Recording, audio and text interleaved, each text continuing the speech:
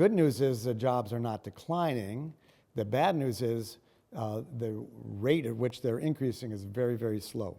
So as a contemporary analogy, we're up on our skates or skis, but we're not going to be setting any records. Lonnie Golden, Professor of Economics and Labor Human Resources at Penn State University, Abington. What's changed since the last job report is that the overall job creation is up. What's stayed the same is it's being driven mainly by the same couple of sectors that are related to health and social assistance. So the jobs that are being created are reflecting some underlying trends in the way our citizens, our consumers are spending their money on physical and mental health care. And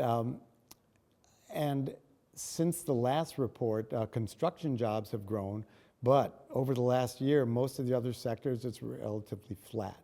So the overall trend in jobs over the last year is this growth of about 180,000+ jobs, which in a good economic period is really like one good month.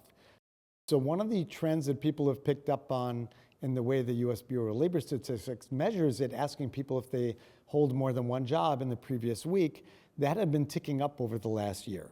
So one could argue that our job growth is in part being picked up by people who are taking more than one job. So that's at about just under 6% of the labor force says they have more than one job. It's higher among women and growing among women. It's higher or lower among men. And it's been in recent months reflecting that more people are holding 2 part-time jobs. And some people are holding 2 full-time jobs. That's what the data are showing. One of the positives is those that are between the ages of 25 to 54 are participating more in the labor force than they had over the last few years.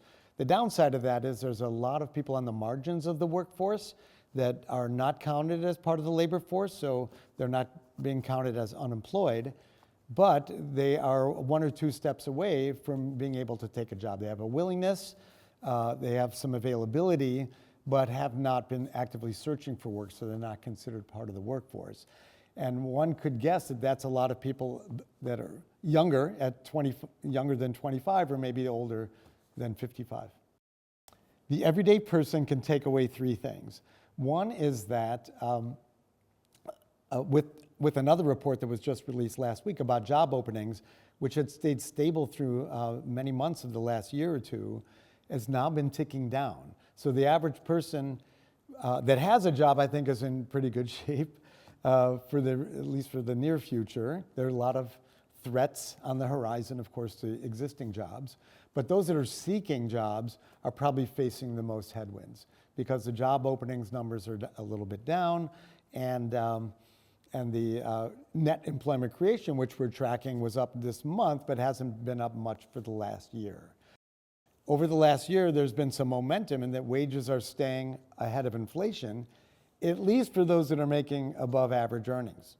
So those of us that are fortunate enough to be in the higher earning salary and wage ranges have been able to stay ahead of the pace of inflation generally.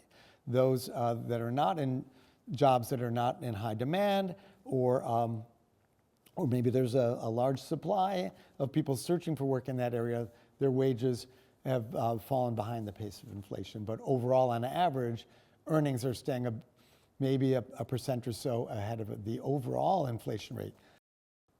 The overall health of the economy would not be in the highest rating category, but it is showing that we're not getting sick, we're not getting injured, but there are some real threats on the horizon, and there's some concerns that our health is not improving. And if anything, it's not as healthy as it was over the last 3 years. Efficiency considerations, that'll change the ISO profit.